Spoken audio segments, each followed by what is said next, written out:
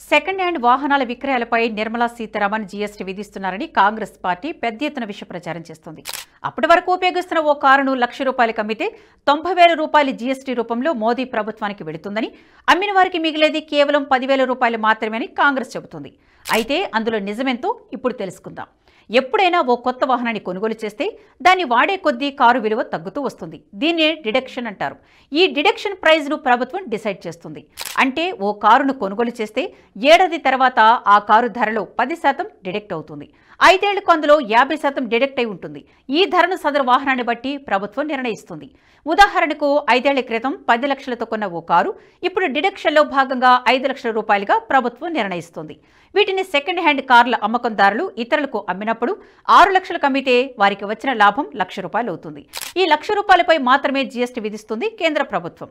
అది కూడా ₹1,00,000పై 18% జీఎస్టీ అంటే ₹18,000 అన్నమాట. ఇది కేవలం రిజిస్టర్ కంపెనీలకు మాత్రమే వర్తిస్తుంది. వ్యక్తిగతంగా తెలిసిన వారికి అమ్మితే ఈ జీఎస్టీ కూడా వర్తించదు. అయితే జీఎస్టీపై విష ప్రచారం చేయడమే లక్ష్యంగా కాంగ్రెస్ పార్టీ ఇప్పుడు అబద్ధాలు చెబుతుంది.